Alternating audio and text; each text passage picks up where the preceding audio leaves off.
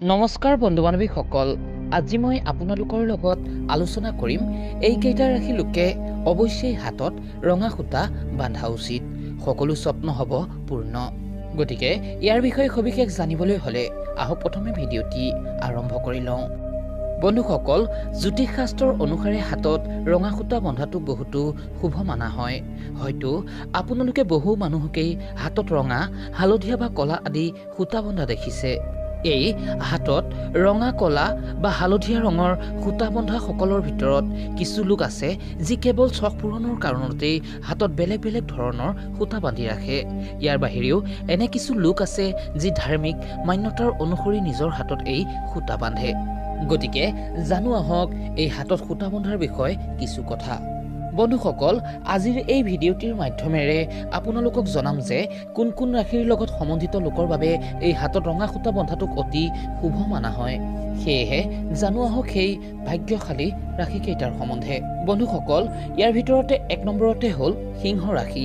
কোৱা হয় যে এই সিংহ ৰাশিৰ লগত সম্বন্ধিত লোকে যদি হাতত ৰঙা সূতা বান্ধে তেন্তে তেওঁলোকৰ বাবে ইয়াক বহুতো শুভ ও লাভদায়ক মানা হয়।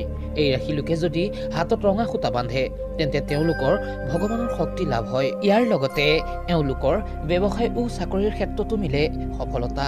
যদিহে এই ৰাশি লোকে সম্পূৰ্ণ বিশ্বাস ও শ্ৰদ্ধা সহিত হাতত এই ৰঙা সূতা বান্ধে তেন্তে এওঁলোকৰ যদি কাৰোবাৰ লগত সঁচা ভালপোৱা থাকে তেন্তে সেই ভালপোৱা লাভ হয় আৰু এওঁলোকৰ জীৱনত পজিটিভিটি বাঢ়ে।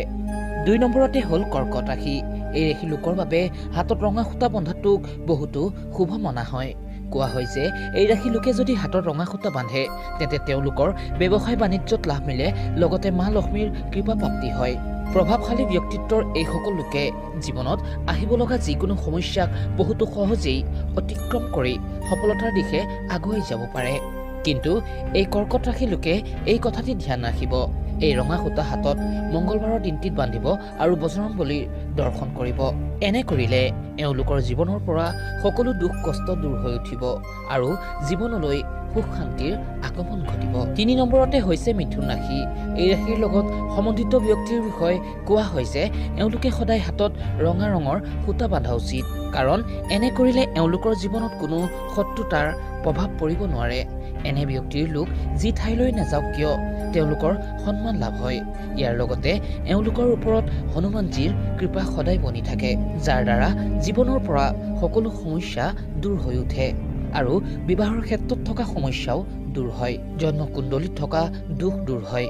গতিকে এই ৰাশি লোকে শুক্ৰবাৰৰ দিনটিত এই ৰঙা সূতা নিজৰ সোঁহাতত ধাৰণ কৰাটোক অতিকৈ শুভ মানা হয়। ইয়াৰ ফলত এই ৰাশিৰ লোকৰ জীৱনত উন্নতিৰ সকলো মাৰ্গ খোল খায় আৰু এওঁলোক জীৱনত অধিক আগবাঢ়িব পাৰে। ইয়াৰ বাহিৰেও মেঘ, বৃষ, তুলা, কুম্ভ আৰু কন্যা ৰাশিৰ বাবে এই হাতত ৰঙা সূতা বন্ধাটোক শুভ মানা হয়।